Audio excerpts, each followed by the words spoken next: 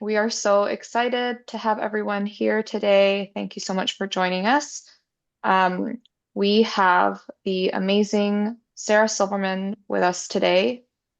Oh, there's another one to talk about neurodiversity, its history and political importance, and neurodiversity-informed teaching. And we can see from our gathering today that I think many of us have been very excited and interested to learn more about this. So thank you so much, Sarah. Um, Sarah is an independent faculty developer and instructor of disability studies. Her writing has appeared in numerous journals, and she has a forthcoming book titled An Introduction to Neurodiversity for Educators from the University of Oklahoma Press, which is very exciting. I know Sarah's going to tell us more about herself once we get started, so I'll stop there and pass it over to Sarah. Okay, thank you so much for welcoming me here. I'm just gonna make sure I get so everybody is now seeing my screen. Just to double check. Wonderful. Okay, so thank you so much, Jenny, for that very warm introduction.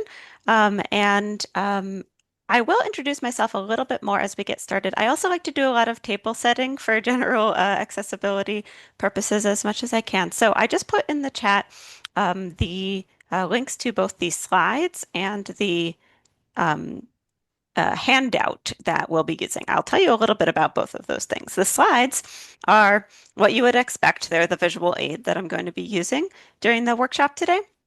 The handout is a Word, not Word, but a Google document, which is live, so I can edit it in case there's any other resources that you end up being useful for you. But it contains all of the references, more or less, for everything that I'll be talking about. It might be helpful, Jenny, if you wouldn't mind just resharing the links for new people who come in. I'll put them in. Oh yeah, great, thank you.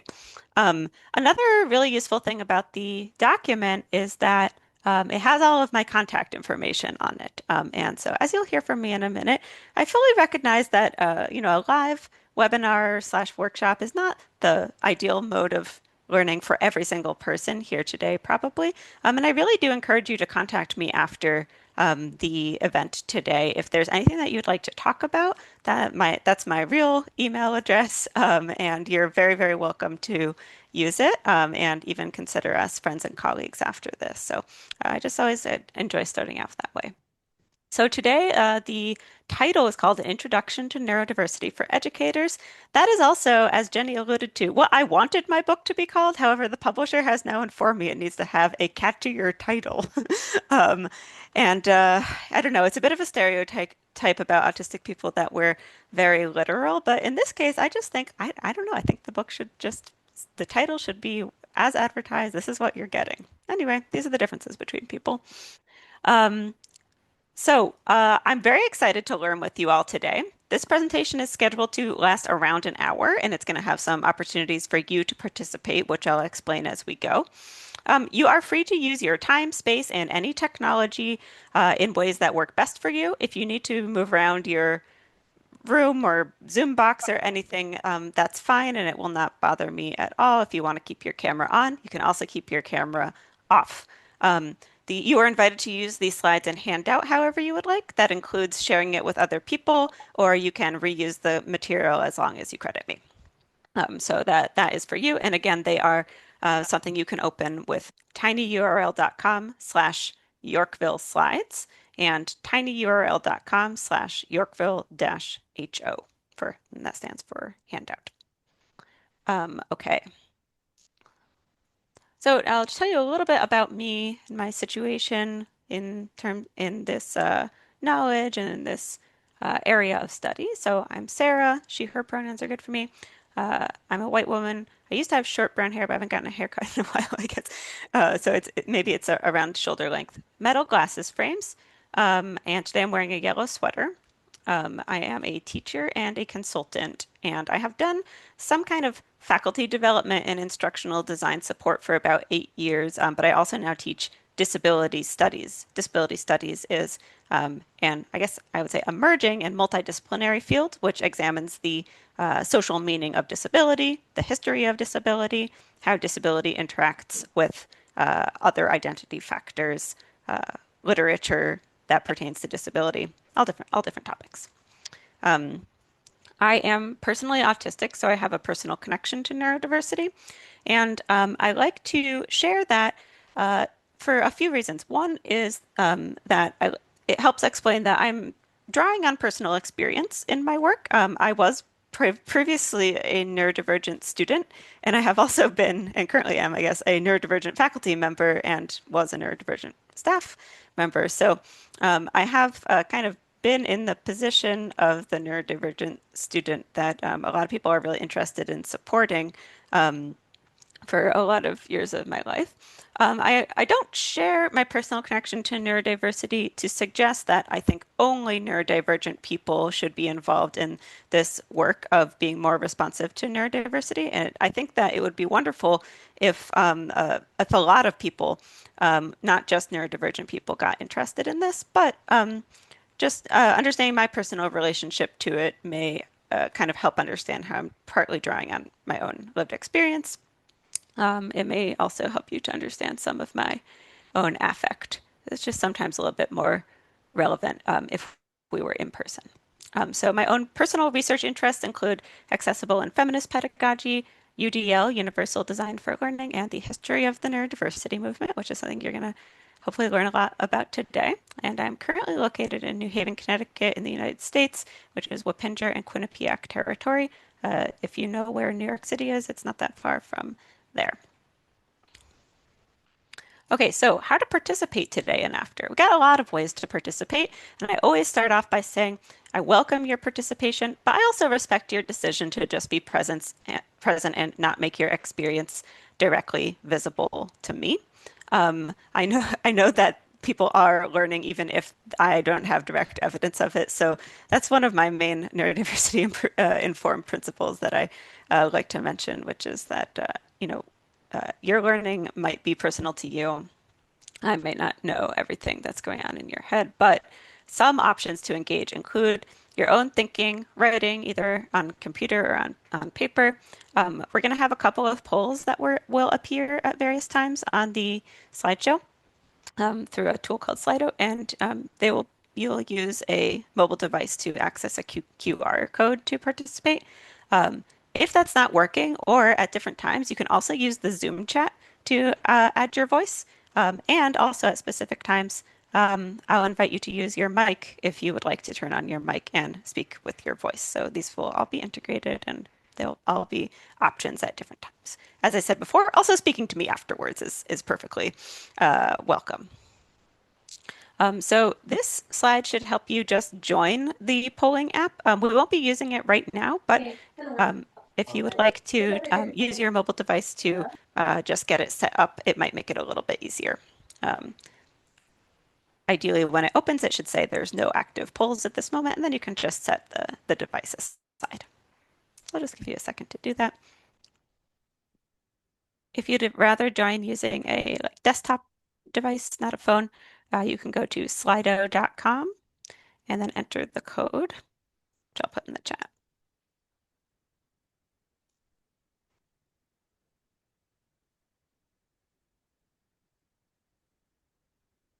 Okay, I'll give a few more seconds if people are still using a phone to join.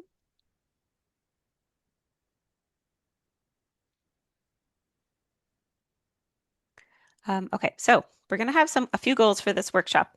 Primarily, we're going to develop some foundational literacy of the vocabulary and history of neurodiversity. So if you're newer to the concepts of neurodiversity, this is going to be the perfect introduction. If you're more experienced, hopefully you'll learn a little bit more about the way that these terms developed over time and where they came from. Specifically, we're going to look at the terms neurodiversity, neurotypical, and neurodivergent. We're also going to become familiar with experiences that fall under the umbrella of neurodiversity, and these will include autism, ADHD, learning disabilities, dyslexia, and some other experiences and labels. And we'll also recognize through this that neurodivergence is not a single experience, but a collection of experiences that form a coalition. And lastly, we'll recognize some general barriers that neurodivergent people face and opportunities to remove them with a focus on higher education teaching. So we're going to go into what I call the introductory reflection pause. It's an opportunity for you to activate your prior knowledge about this topic. Um, when I go to the next slide, you'll be able to start typing on your phone to add your voice. So I'm curious, how have you encountered the term neurodiversity or other related terms in your life as an educator, or more generally? Who have you heard use the term, and what associations do you have with the term? So if you take a look at your device, you should be able to start typing um, and share anything that you'd be willing to share at this point about your incoming knowledge of neurodiversity and your associations with it. I wanted to just add, if for any reason the app is not working for you today and Zoom chat is easier and you'd like to write something there, that'd be most welcome as well.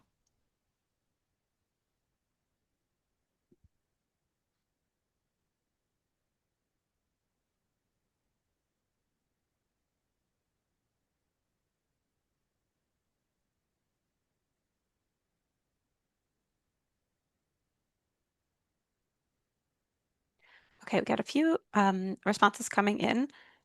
Some people associate the term with accommodations and having students with who are neurodivergent.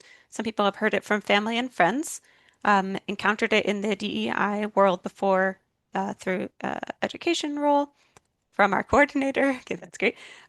Family members who may have been diagnosed or undiagnosed through formal education and training, and from students. One person's daughter is neurodivergent and use it all the time yourself.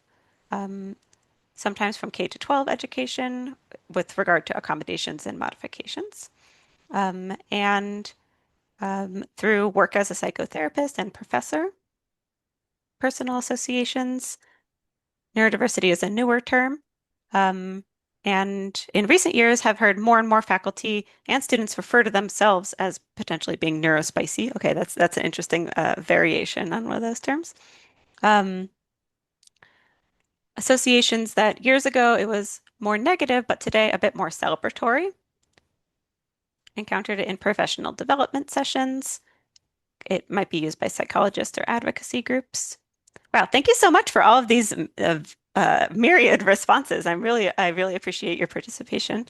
Um, Somebody themselves identifies as autistic and has friends and family who are neurodivergent.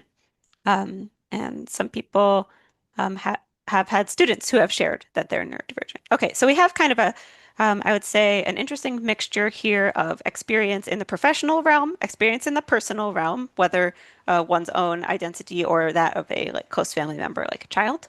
Um, and definitely a lot of people feeling like this is terminology that may be shifting over time. It might be something that they're hearing a bit more in the last couple of years than they used to, and that the association tends to be on the positive side rather on the more deficit-based side. Like the person who just wrote in said, it feels like the term neurodiverse is more inclusive and carries fewer negative connotations. Okay, that's a really good insight or intuition to start off with, and we're going to be kind of expanding on this concept as we go. So thank you so much for adding your prior knowledge activations here. I want to just totally recognize that if somebody is brand new to this concept today, you're very welcome. And there also may be people who are more towards the expert side of the scale. Like I said, I hope you can learn something new, but you can also add your personal experiences.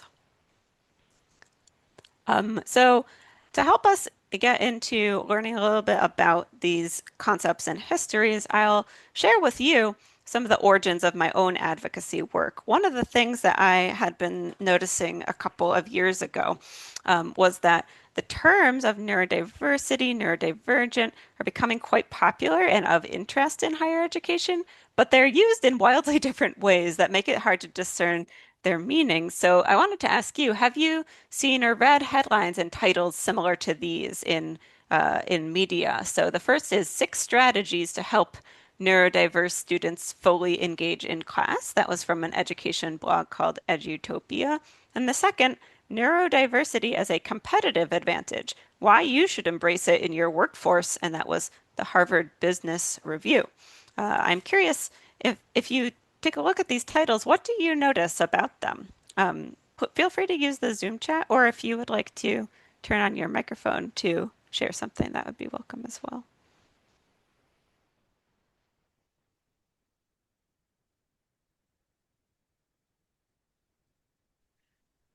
Hi, Sarah. I think the thing that stands out to me is the both headlines try to, I think what they're trying to advertise to the people reading the article is inclusivity. How do you incorporate people who are not who are neurodiverse, both in the classroom and in the workplace? How can you create an environment that meets their needs because everyone does learn differently? So that's what stands out to me. Okay, great. Okay, so it seems that both are gesturing towards some amount of inclusion, even though they might do so in slightly different ways. And also, Robin in the chat said it gives a bit of a discriminatory undertone. Maybe you're thinking, like in the first example, neurodiverse students are imagined to be those students who can't or don't currently fully engage in class. So, like, maybe that needs to be remedied.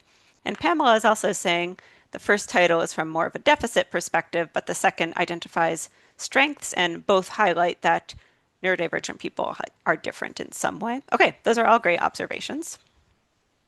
I also wanted to add it doesn't really incorporate the sort of the spectrum of people on the scale of neurodiversity, right? There's just such a range, a wide range that when you put everybody into one sort of basket it as neurodiverse, it doesn't really speak to what the condition is, right? Because there's just Right. it's so wide ranging. So, great, a competitive advantage, but depends on what end of the spectrum they are, right? I mean, it, so that would be sort of the deficiency of these quotes, I would say. Yeah. And Hart, what you're saying is very similar to what Mira put in chat that Oh, they, sorry, I admit if I missed that. Yeah. no, it's no problem. You both had the same idea that the statements seem to paint with a broad brush, as Mira said, puts the needs and strengths all in one understanding rather than recognize where these might differ. Okay, great. Okay, you're a very observant group, so I'm going to send us on to another artifact for your analysis. So this one is an ad for a program that was at a university that's actually kind of close to where I live, but I kind of blocked out the images of the presenters just because it's not really about them. I was just interested in the content. So it was you can tell this is in the US because of the spelling of the word center, but it was basically their faculty center, and the program was called Supporting Neurodivergent Students, Staff, and Faculty Training. So I saw that, and my ears perked up because I was like, oh, I'm interested in that. Let me see what they're offering. So this is what the description said. Through this workshop, attendees will learn more about autism spectrum disorder, presenting issues at the college level, and specific strategies to support students in the classroom and beyond. Principles of universal design for learning will be discussed, etc. And then it says faculty and staff will be actively invited through virtual learning platform features to engage with one another and reflect on experiences working with autistic students. So I'm curious what you think, what your reactions or what you notice about this artifact. Okay, we already had one. Wendy said, interesting how neurodivergent is relegated to just autism. Okay, yeah, so the title says neurodivergent students, but the description refers to autistic. And Natasha also had that same observation. I'm curious where the students are in this. Yes, so uh, I can't tell if that was Neil or Matthew talking. It was Matthew, Matthew. sorry. Okay, yeah, no problem. So yes, so it doesn't appear that there's any student participation. In fact, the presenters were from an outside institution, and they were kind of counselors or psychologists. So they were not they were not students, the presenters. Okay, great. Anything else that people notice?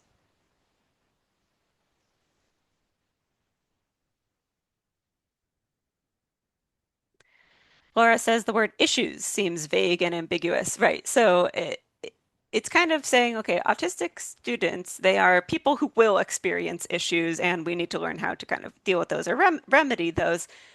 Somebody who doesn't know anything about autism might believe through reading this that autism is equated with like challenges or issues. Um, let's see. Robin said it seems that even with the timing, it's a lot of cramming of information. Like how can you cover all of this in such a short period of time? Lisa said it doesn't consider neurodivergence for instructors. Okay, wonderful.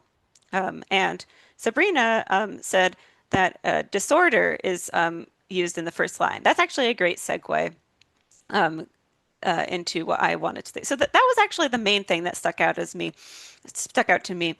So I teach a lot about the history of neurodiversity and what this concept offers us that is distinct from medical diagnoses. And the concept of neurodivergence actually offers an alternative way of understanding cognitive differences from medical language. And so that's why the term autism spectrum disorder did stick out to me a little bit. Now, just to say, autism spectrum disorder is absolutely a medical condition that many people are diagnosed with, including me. um, but neurodiversity offers something that is actually distinct and a little bit different. So that's a nice segue into starting to talk about that. So I developed a concept here that I think can be helpful for understanding where I want to go. So a writer named Ada Hubrig wrote about what they viewed as an increasing need for disability literacy, that people who are talking about disability don't seem to know all that much about the history of disability advocacy and why it went in certain directions. They wrote, if people were to develop a disability literacy, that would mean not just understanding what disabled people are saying and organizing for, but understanding the nuances and contexts of why and how we say these things.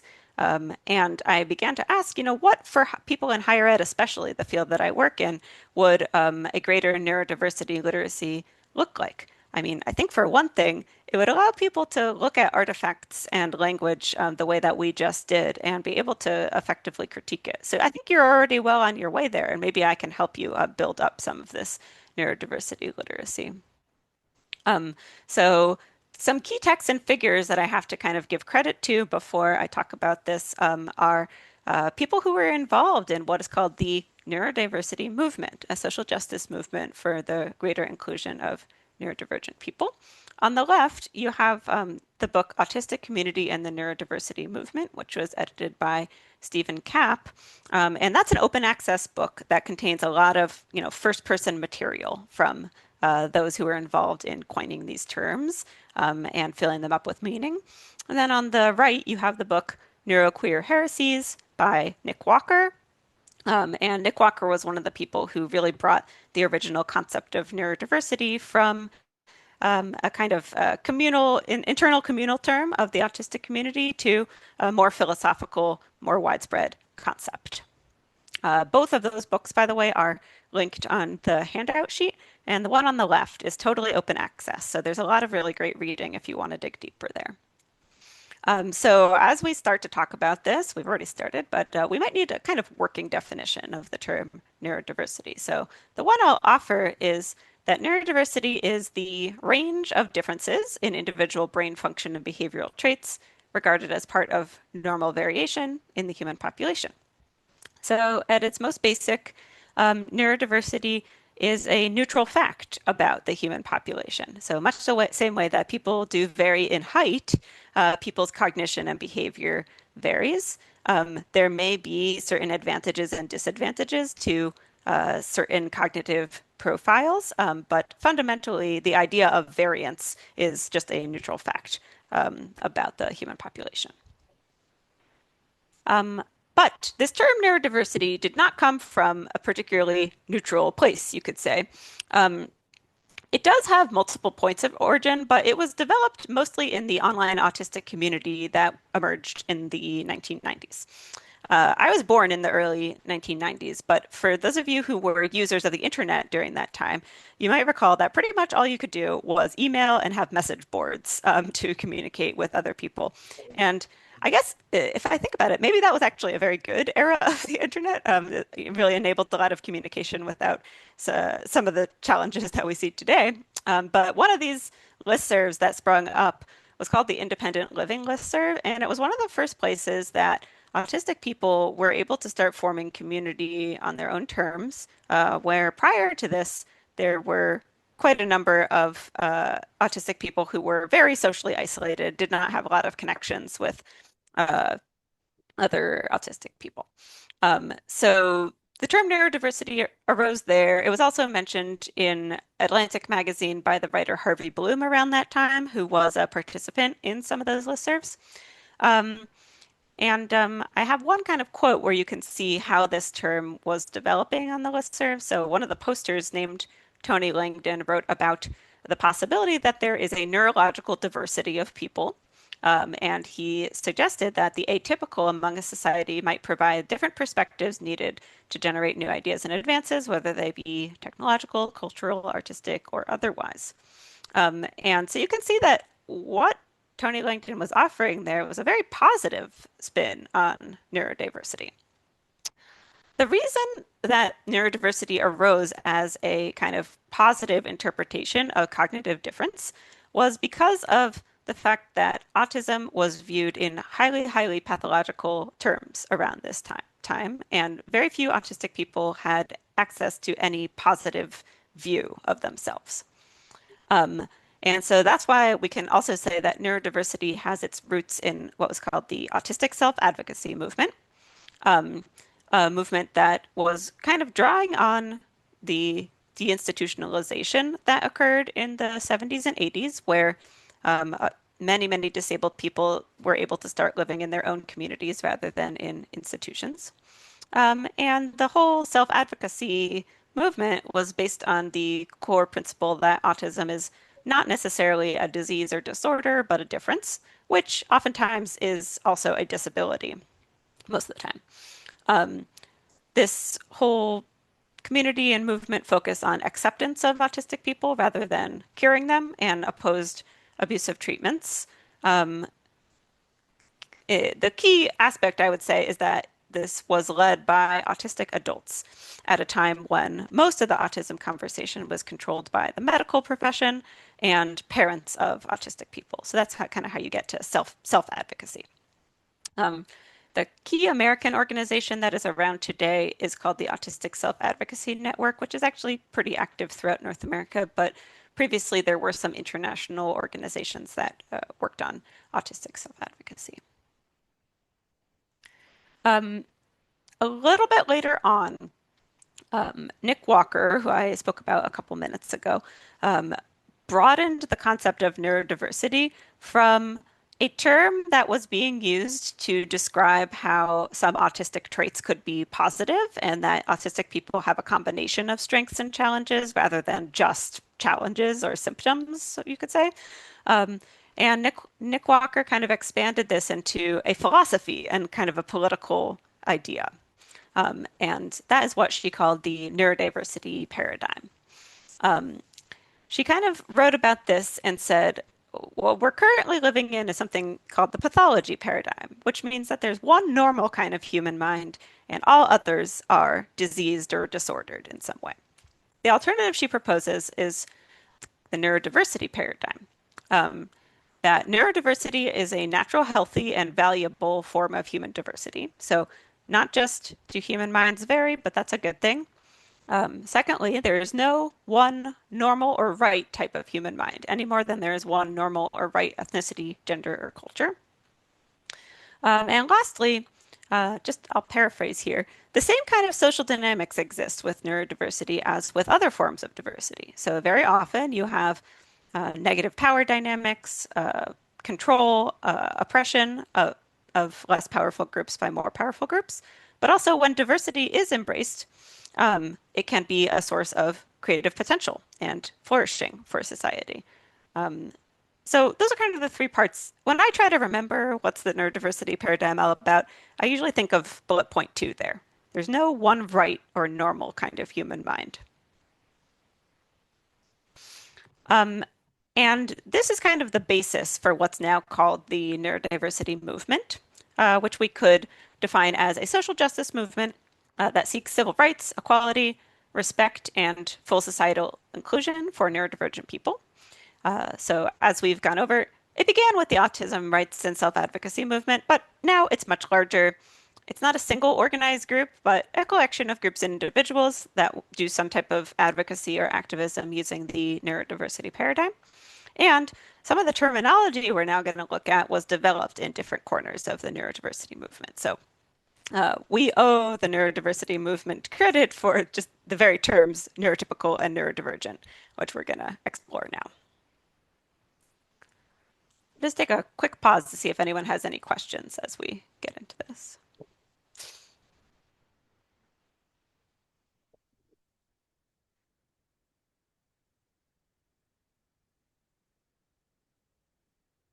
Okay, well, feel free to put them in chat as we go here. So the first document that I wanted to kind of make you aware of that's part of the neurodiversity movement was a speech, and which was later turned into an essay called "Don't Mourn for Us" by Jim Sinclair. And this was a speech which was delivered at the 1993 International Conference on Autism in Toronto, later turned into an essay.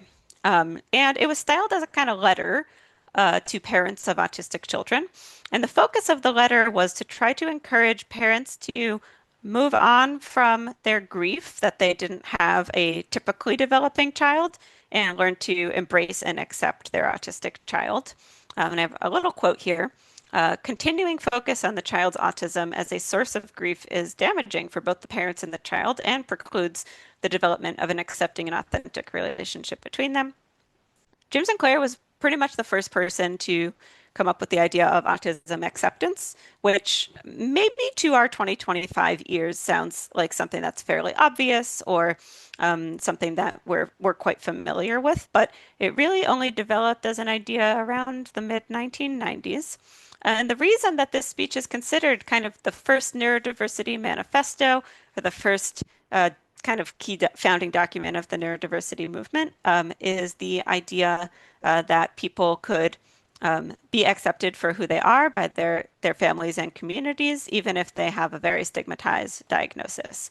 And so even though the speech didn't contain the word neurodiversity, it contains this seed of the idea of accepting cognitive variation and finding useful ways to support somebody rather than attempting to either cure them or being in a perpetual state of mourning about their diagnosis.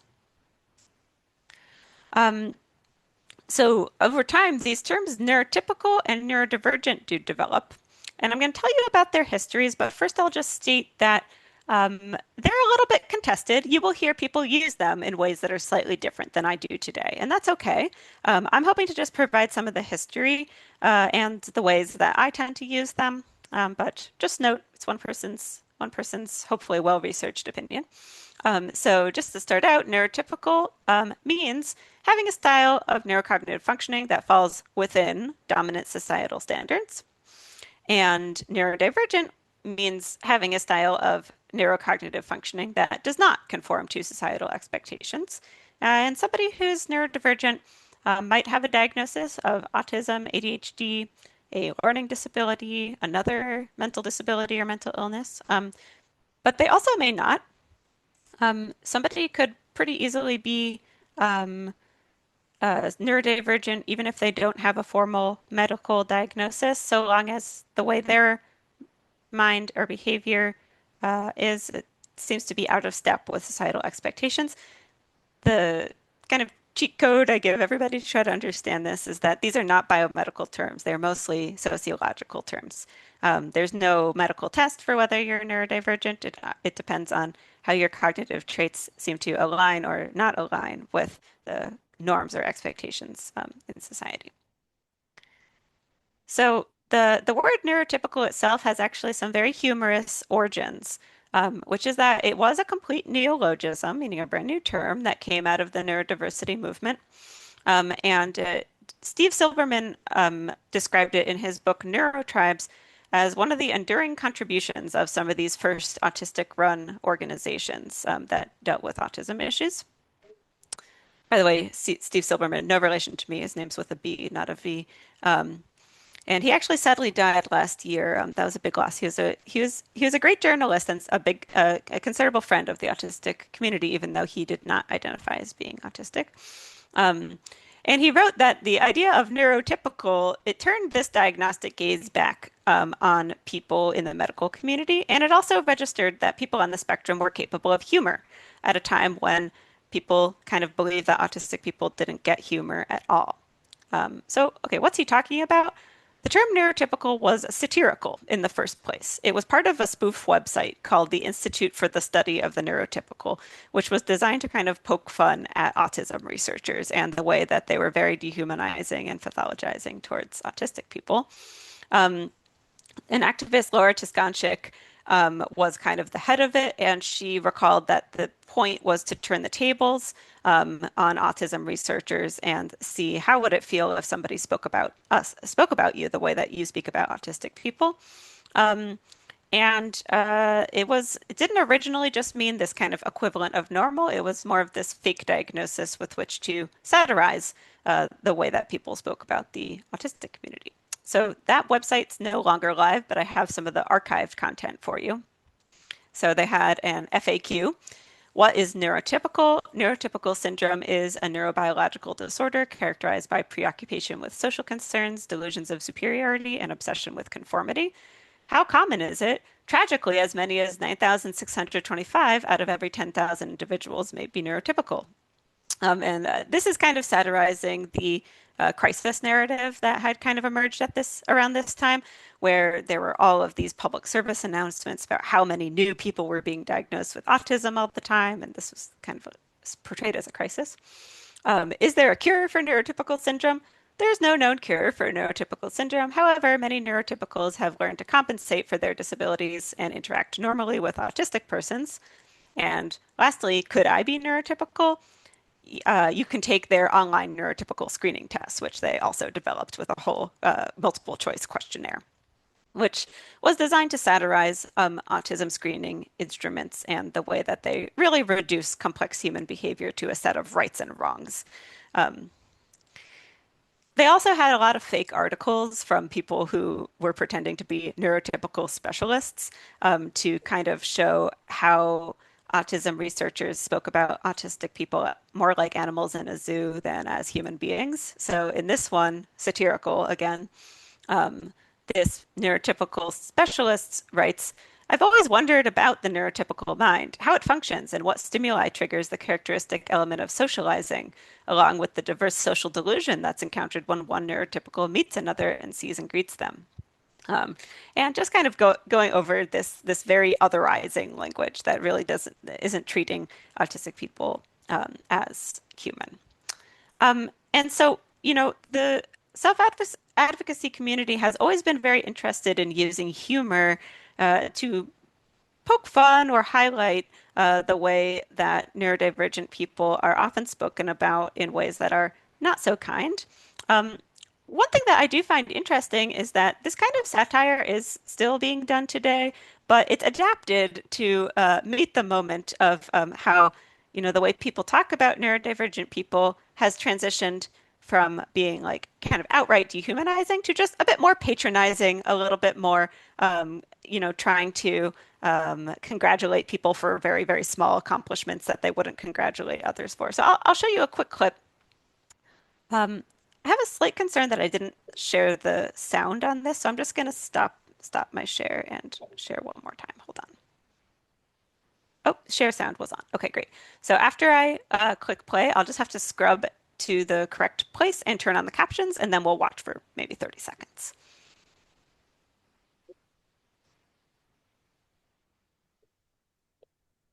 Relax, enjoy the show in whatever way you need to enjoy the show. It's completely fine. The show is about my brother. Now, my brother is not autistic, but he's very severely not autistic. He's got all the symptoms. He can't have a conversation unless he's making eye contact. He can't relax unless you put him in a loud, crowded place. He's shit at maths. The last one's true. It's a stereotype, isn't it? A stereotype that non-autistic people are all bad at maths. I know that a lot of you can be really good at maths.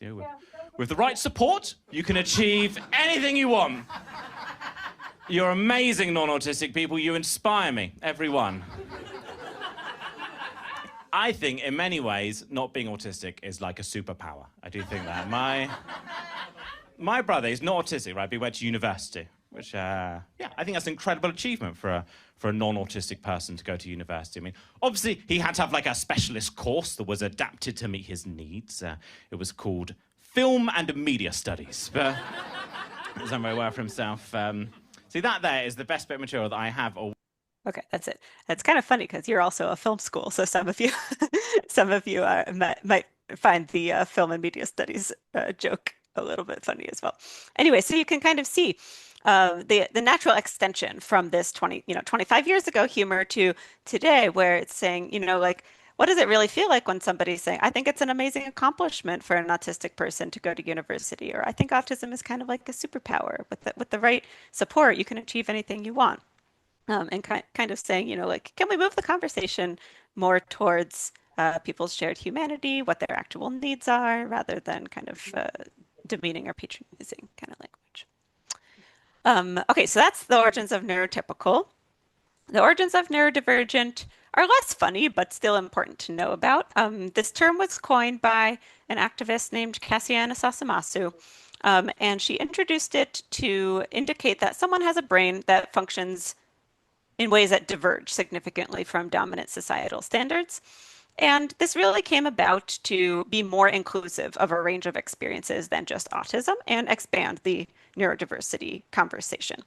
I think the term that was being used before neurodivergent came into usage was autistics and cousins, which was much clunkier, but was originally you'd say the community recognizes there's lots of people who have shared experiences with autistic people of having cognition and behavior that differs a lot from what other people expect. And so the term neurodivergent kind of grows this political coalition of people who have an experience of others suggesting that their brain is disordered, wrong, pathological in some way.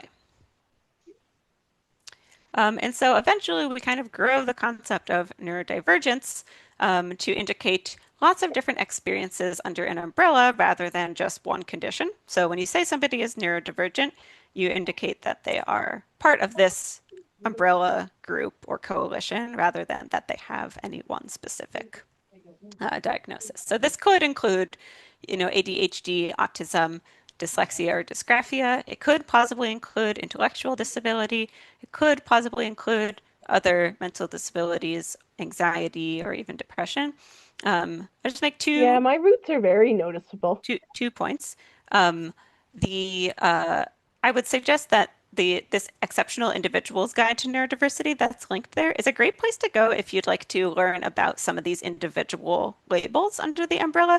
I suggest this resource because they take a serious neurodiversity perspective in both researching challenges and strengths that might fall under some of these labels, and they just have a really good overview. I'll also tell you, Jenny mentioned that I wrote a book about neurodiversity that's aimed at teachers. Beyond the scope of today is that there is some debate about what counts as being in this neurodivergence umbrella. That's not a settled matter, and different people have different opinions on it. It could be possibly very, very expansive. There's other perspectives that limit it to some specific experiences, and I write about that debate and how to think about it. But I think in general, in a higher education setting, when we're mostly dealing with adults who have some amount of autonomy and ability to narrate their own story, I always just go with whatever somebody prefers. So if they like to be referred to as neurodivergent or they introduce themselves that way or disclose that, I go with that. If they're more specific about a certain label and that's what they prefer, I just go with that as well. So some takeaways from this first part of this introduction that I hope that you'll have are that number one, when we use the term neurodiversity or neurotypical and neurodivergent, we want to remember that these are sociopolitical rather than biomedical terms. And I actually think that that's really wonderful for an educational setting. We're not in a medical setting, right? We're in a socially mediated setting that is relational. So if somebody says they're neurodivergent or you learn a little bit about what that means for them, then I think it's actually interesting to kind of directly apply that to the educational setting and figure out what will best support them rather than being invested in what their specific diagnosis is. Although they may share it. Neurodivergence is like this umbrella term that brings together many different experiences. And there's no true test for medical test. I mean, for neurotypicality or neurodivergence. We also have the idea of the neurodiversity paradigm, which comes to replace the prevailing pathology paradigm, which would say there's one right or normal kind of human mind. So the neurodiversity paradigm suggests there isn't one right type of human mind. And lastly, that the neurodiversity movement has focused a lot on self-advocacy, leadership of neurodivergent people, and opposition to pathologizing language and coercive treatments. So now I'd like to do a little reflection opportunity. Um, the first thing I'd like to ask, and you can either choose one or do both, is was there anything new or particularly impactful from the information presented in the first part of this workshop? And then secondly, recalling that neurodivergent people often do not fit within the assumed norms of cognition and behavior in society, what do you think are some of the assumed norms in higher education that are most likely to impact neurodivergent students? And if you take out your device again, you can either type into this slide, or if you'd like to use the chat, that's great as well.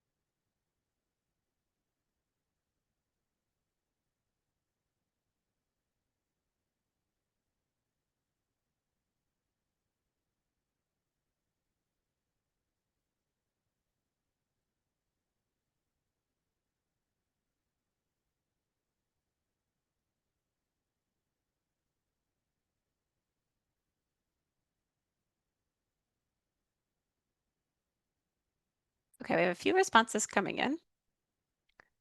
In terms of norms, easiness to ask or answer questions is assumed as a norm. Some people enjoyed seeing the history and the satire.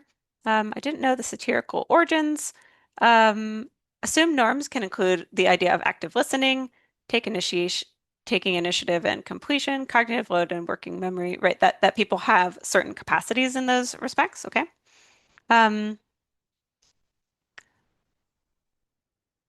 One norm is if you aren't looking up and sitting up, that you're not paying attention. Higher education environments often assume that students can focus for long periods, absorb information quickly, and process material at a uniform pace. And this could disadvantage students with ADHD, processing speed differences, or sensory sensitivities. Okay, that's wonderful. Thank you. Some of this history was new to me, but what would be impactful is to have a discussion about where where we can work with how we can work to be a more effective institution. Um, Lectures presume that students can sit still. Okay, wonderful.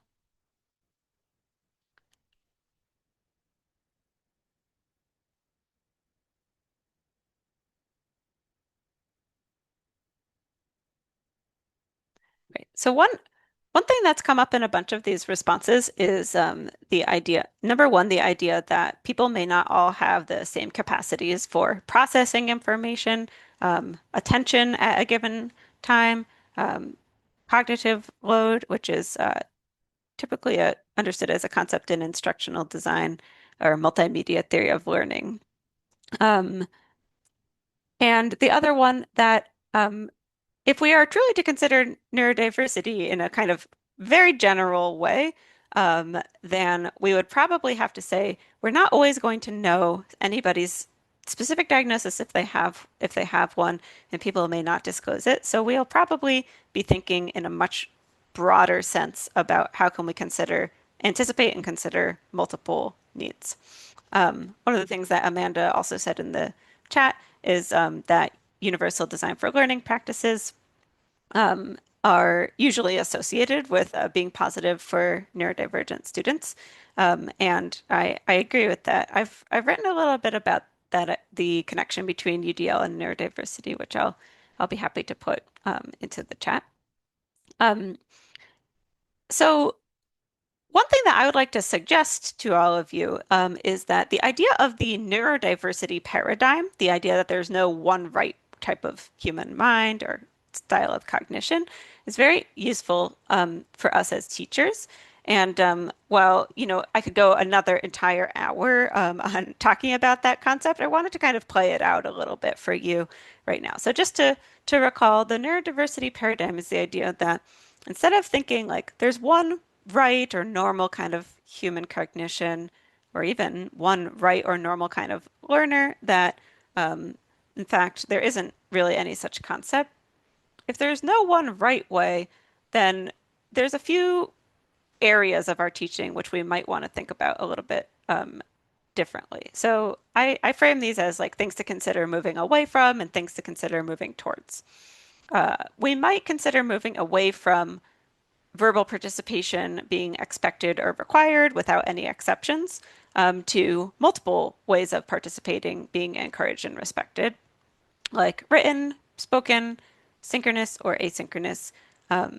This would definitely challenge the idea that for somebody to get kind of a good participation grade in a course, they would need to, verbally participate a certain number of times per class, but maybe expand what's possible there. Another reframing that I think could be informed by the neurodiversity paradigm is that students are often expected to work productively in groups or other collaborative environments without much support. And we might think more through the lens of collaborative learning is very much expected to require scaffolding, the development of mutual understanding between people, and probably the sharing of communication needs and style as a prerequisite to effective collaboration. This is something we actually see more than we realize in the workplace. It's just that you sometimes have a much longer on-ramp to collaboration in a workplace than we offer in the classroom. I think if we are applying the neurodiversity paradigm in our teaching, we would definitely want to avoid like, okay, this person is like a good group member and this person is like hard to communicate with or it's difficult to work with, and kind of say, okay, there's going to have to be some amount of negotiation as we ramp up to working effectively together. And that might mean that people are not gelling or communicating as best as they could right away, but we can go through a process of starting to understand each other's communication style over time. And lastly, kind of directly addressing the accommodations factor, we might want to move away from students can request accommodations if certain course policies don't work for them, and more towards accommodations are a tool that not some students, but not all students are going to use, and that considering neurodiversity more broadly would involve a lot more flexibility with different ways of participating, different ways of submitting assignments, and not relying exclusively on the accommodations process to provide the flexibility that we might want to see. These are just 3 examples. I think something that you can think about in your own specific teaching context is, what does the neurodiversity paradigm bring to your teaching context? What is the idea that there's no one right type of mind or cognitive profile or way of behaving actually bring? For me, when I originally started thinking about this question in my own teaching, I was able to pretty quickly identify a lot of the right way that was baked in to the way my courses were designed. Sometimes it's a little bit messy once you've identified those things to reorient and redesign, but it can be well worth it, especially for these more challenging situations where a student is either behaving or thinking or working in a way that's very unfamiliar to you, but you don't want to have to automatically say, okay, you're doing it wrong or you're not behaving in the right way. And I found that the concept of this neurodiversity paradigm has been really helpful. So what I want to do is give kind of a technical wrap up, and then I'm happy to take any other questions and discuss.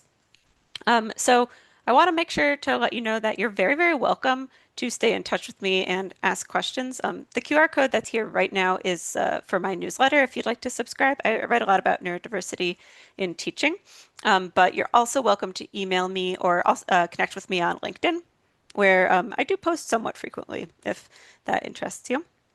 Yeah, feel free to contact me in any of these ways. I really enjoyed learning with all of you today and hearing some of your own perspectives. I am absolutely happy to take more questions now. You can either turn on your mic or use the chat. And I know that Natalie had a few questions already, so I might actually type a response to those, and I'm happy to take more questions as well. Oh, can you see the resources one more time? Sure.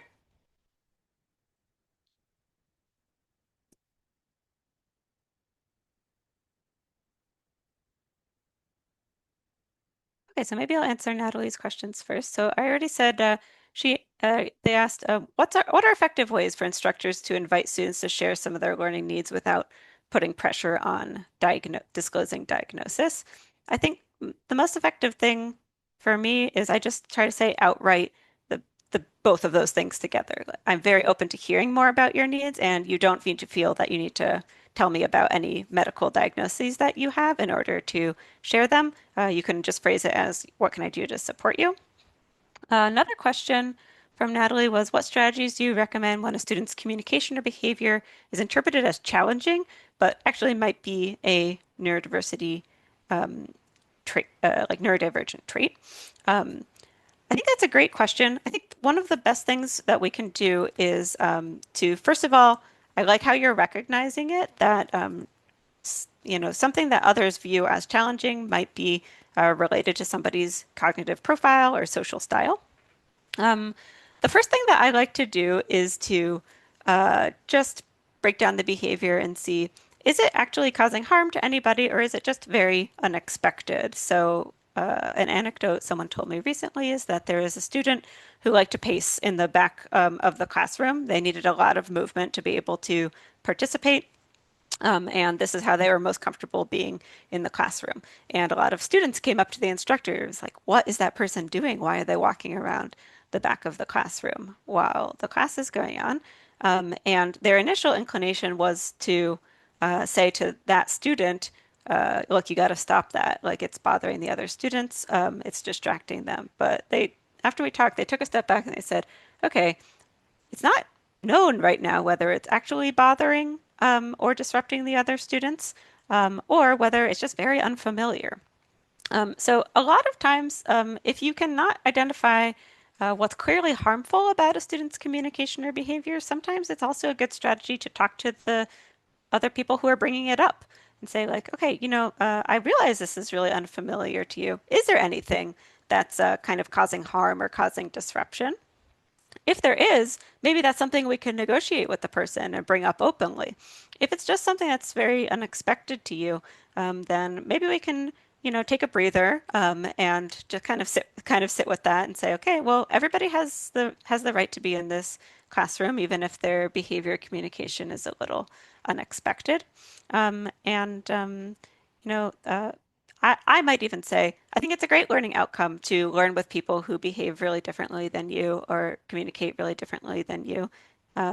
It's a good skill to build, and I'm happy to support you through it. I don't want anybody's learning to be negatively impacted, but sometimes being together in a learning space is a negotiation. So we may need to open something up for negotiation, but it's not inherently bad that somebody is behaving a little unexpectedly. Maybe that's one way to think about it. Oh, and Natalie had one last part of your question. What kinds of faculty training or resources are most valuable and what is often missing? So most of my work is based around having people understand a little bit more about what neurodiversity is and why it's not just a euphemism for specific medical diagnoses. That's one of the things I find is most missing, which is that the concept of neurodiversity is fundamentally about recognizing that neurodivergent people have both strengths and challenges, and that inclusion of neurodivergent people would ideally address both of those things. So I think that's one of the key competencies I would love to see develop for teachers is an interest in having a student uh, be able to get support with their challenge, but also their challenges, but also use their strengths in their own learning environment. So learning a little bit more about what that means for either groups of students with a particular label or individual students um, is a great direction to go. Thank you very much.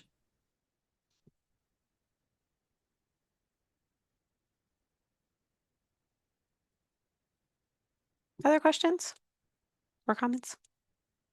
Yeah, I'd like to ask a question just because like a number of my faculty from the acting program are here, and we certainly have uh, a considerable amount of neurodiverse learners in the program.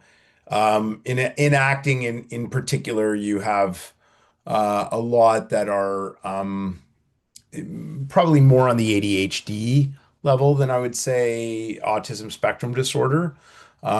We still do have some on the autism spectrum disorder spectrum, you know. Okay. But one of the challenges that I find is twofold and I think it's probably what Natalie is referring to is like there are students that don't want anyone to know. And they're in a classroom, so the faculty member doesn't really know. Uh, they also are not necessarily educated about how to handle situations that might be atypical. Okay. And in addition to that, um, in an acting program, it's not dissimilar from sort of like, I know this sounds odd, but like in a primary school level, because it's way more play-based learning in a sense, because people are actually getting up and Yeah. performing together, right? Yeah. Less about sitting down with a textbook and studying in that format. And so it lends to a lot of social interaction. It lends to a lot of, um, people being themselves ultimately, and it coming out in ways that create conflict in the classroom. A lot of it, I think, and there's a lot that stems, a lot of the challenges that we face is it can be directly related. And I'm relatively well educated in this, just having family members on who are neurodivergent, but I noticed that there are literally faculty members that wouldn't even know what that looks like. And they don't or might sort of understand what it is, but not know how to support that, Mhm. or students that are just don't have the patience for another person. Right. My biggest question is how do we navigate that, right? As a community. I mean, how do we teach students to be a little bit more patient for one another? How do we teach faculty how to identify it and not feel like they're being discriminatory or invasive of privacy? So we're really that these are the why I wanted my teacher, like a lot of teachers here, is to talk about that, you know? Yeah. Okay, so I recall I wrote down really quickly the first question of like some people know that they have neurodivergent students because they have disclosed something, or maybe they even have accommodations, but they don't want anybody else to know. Did I have that right of the first part of the question? Yeah, and sometimes they have accommodations that set certain things up in place, but for privacy issues, both the faculty and myself have no idea why they. Correct. Yeah, that's standard, right, for accommodations. Usually you know what the approved accommodations are, but not the medical condition. Yeah, Um, so that's okay. In some ways, that's what's useful about the concept of neurodivergence in the first place, which is that we don't know always what the specific reasons or the specific details are, but we know that somebody might have, some significant differences in their cognition or behavior or communication from what's expected in a given setting. So. The one way that I like to think about it, or this is the approach I personally take, is I've been just trying to learn as much as I can about neurodivergence in like the different labels that are out there. Like I have no personal experience with dyslexia. I've been trying to learn a lot about dyslexia and how it impacts people's participation in text-heavy environments, and what can be done to make them more inclusive. And I guess when I go through the process in my head, it's not even about like armchair diagnosis or saying, oh, maybe this person is dyslexic, but if somebody does either express or demonstrate that text-heavy environments are challenging for them, I don't know their diagnosis necessarily, but I have, some tools in my back pocket for saying, okay, how can we make the environment a little bit more accessible? That is a useful approach that the instructor can usually make a big dent in just from their own knowledge or their own accessible practices. Interpersonal stuff is it can be much more challenging, right? Especially if it relates to behavior or communication. Um, and I agree that this is a huge under-considered area of being responsive to neurodiversity, which is that often it's about peer acceptance and rejection, right? Hmm. Um, and I think that this is one of the biggest issues in higher education, which is you can't really create an accommodation for somebody's peer in like a group project or a group discussion, not being patient to wait for their response or not wanting to accept their response in the form that it comes, or if somebody is kind of off-put by another student's behavior. I use a case study in some of my longer workshops where some students are assigned to work together for a group project, and one neurodivergent student is left off, so should we say the text message chain or the email chain to coordinate the next steps of the process.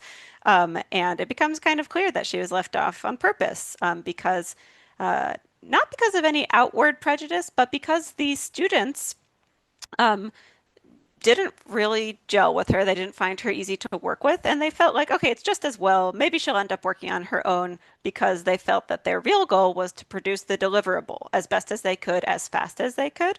Hmm. And in the case study, we kind of work through, is there a way the instructor could have communicated that, in fact, one of the goals is to establish as effective collaboration and communication you have with your partners, and that is a goal that is shared with the final deliverable, and that they must balance each other, right? Some of the people who participate in it kind of come up with their own way of suggesting to the students, look, the product is probably never going to be perfect, even if, you have the perfect group or you all really work well together and understand each other. So they kind of built in some aspects of the assignment that relate to getting to know the other people, figuring out what the strengths of the individual people on, where they can contribute best, and then kind of building that into the final deliverable. So that's one example of how I think instructors could think about some of the issues that you're talking about there. Do you think that there's a benefit to like we have a kind of a combined class in our general 100 level where we call it student success. Is there a benefit to sort of having the conversation just like we're going to do a class on neurodivergent learners Mhm. and bringing that up as a topic? I mean, I think it's And definitely a great topic. And for some programs, people will already do this with like various types of cultural competence or cultural knowledge that might be relevant. yeah, Um, it could easily be a partner with that kind of conversation. yeah. Okay, thank you so much, Sarah. Yeah, no problem. I'm just going to gently sneak in here, Sarah, because we are 9 minutes over. Okay, And sorry. I want to thank you and the folks. I know there's other questions in the chats and stuff as well for that. So thanking everybody for their generosity of time, but being very respectful of your time, Sarah, as well. And I know that you might not have noticed we went 9 minutes over because you were so engaged with our incredible faculty here. Yes, thank you. So apologies for the abruptness of bringing us to a close here. But I am going to bring us to a close. Jenny, can I pass it back to you for some final thank you remarks with Sarah before we close the Zoom call? Yeah, of course. Thank you so much, Tommy. Thank you, Sarah, for speaking with us today. In the center, we often talk about how language and dominant societal narratives shape our perceptions, consciously and subconsciously, and then, of course, how those perceptions then shape our behaviors and actions. And I think learning about the origins of the terms neurodiversity and neurodivergence is extremely helpful in helping ground how the neurodiversity paradigm can and should inform our teaching philosophies and our teaching practice. So thank you so much. I know we'll continue to have these conversations with faculty, and you very generously offered for folks to reach out to you. So your email, Sarah's email is there, also in the linked slides. We will share her email again when we post the recording, so that folks who couldn't make it can see the presentation. And of course, as always, we encourage everyone to reach out to us as well to talk through your specific teaching contexts and questions. So thank you everyone as well for coming and for your time today. Wonderful. Thank you so much. I really enjoyed meeting all of you.